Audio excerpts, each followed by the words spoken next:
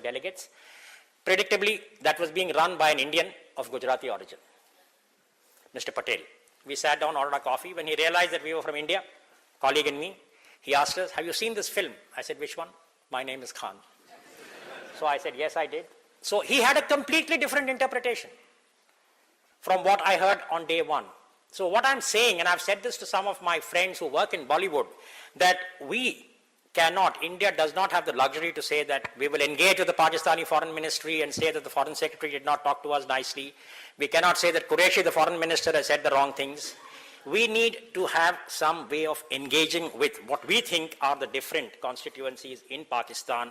My submission as an analyst, as somebody who's been in uniform for some time, every time the state carries out an action, whether it is in J&K or any other part, the Indian state, you can neutralize one terrorist, you can neutralize 10 terrorists, you will lose people. The Indian military, the Indian paramilitary, the Indian police lose people on a daily basis. If you compile those statistics, they're very, very sad, very tragic. But you cannot really remove this entire gene pool. The challenge has to be that you have to use the tactic of the state and its force to quarantine the group when you identify them and ensure that the state's force and legitimacy is recognized, but concurrently prevent others from becoming potential or otherwise. And this is where I believe that the discourse, the message, what India is. I've gone to Pakistan and actually heard young Pakistani students, when I talk to them, say that this is a Hindu country. Muslims are prosecuted, that's why they all come to Pakistan or they've gone to Bangladesh. And when I say we have 16 crores of Indians who happen to be Muslims also, and we have a former president who spoke to us today, Dr. Abdul Kalam, it's as if they are hearing it for the first time. So this is the level of what I would call as the indoctrination, the kind of virtual reality that we are living in and dealing with. And my plea, my advocacy is don't wait for the state. Let there be a steady stream. I mean, if you had time, I will share with you how the Cold War was also dealt with through the medium of entertainment, through television, through books, that we are not doing enough. So this is one point I did want to emphasize sitting over here. The last point, if I may, Roy Saab, is that when we talk about the challenge of terrorism, I was thinking yesterday as I was coming in the flight, what can I tell an audience in Mumbai, that you don't already know? I mean, you have gone through terrorism firsthand in this city more than once. November 2008 is the most recent. I think Mr. Roy reminded us, 1993.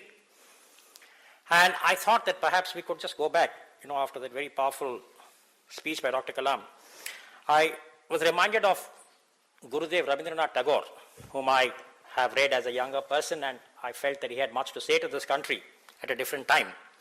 One is resolve. There are times for a state, for a society, when there is an element of that ekla chalo. There are some things that you have to do alone. And I think India perhaps is currently in that situation. Don't wait for the United States and the Obama policy. Don't wait for Musharraf's out-of-the-box thinking.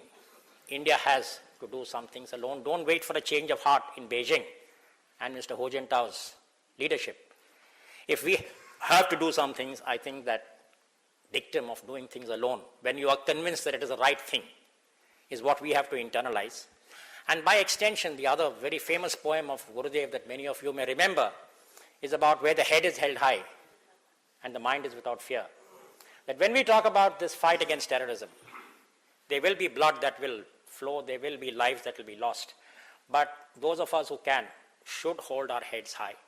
And we should ensure that we can live in a society, whether it is Mumbai or elsewhere, where our children, those who are more vulnerable, can live without fear, so that you deny the terrorist and all the sponsors behind that entity that victory or a sense that they have been able to disrupt what we value, what we prize, and what we think needs to be protected. Thank you.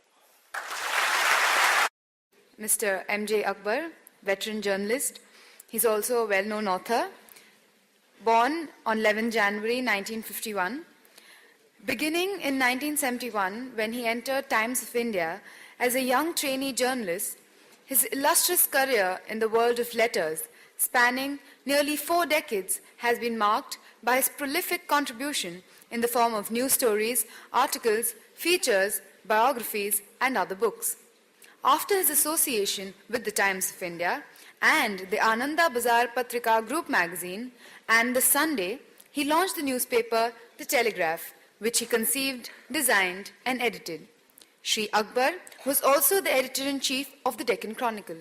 He is also the founder and former editor-in-chief and managing director of the Asian Age. Currently, he is the chairman of the fortnightly news magazine, Covert Magazine. He has written several non-fiction books, including Byline and a biography of Pandit Jawaharlal Nehru titled Nehru, The Making of India. His other books are Kashmir, Behind the Veil, Riot After Riot, and the famous book, India, The Siege Within.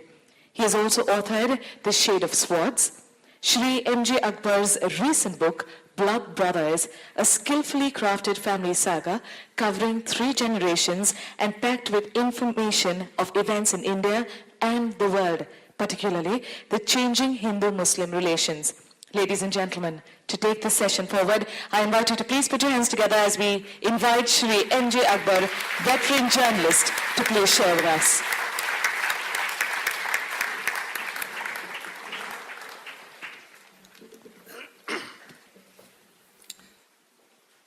Thank you very, very much, particularly to Mr. Roy and Mr. Shivanandan. It's a particular privilege being a guest of Mumbai Police. We think of the police when terrorism happens.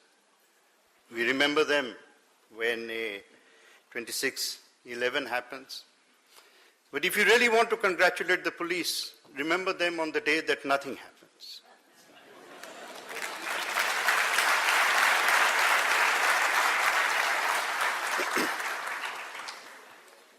Cure is the second part of their responsibilities. Prevention is the first part of their responsibilities. We are sitting in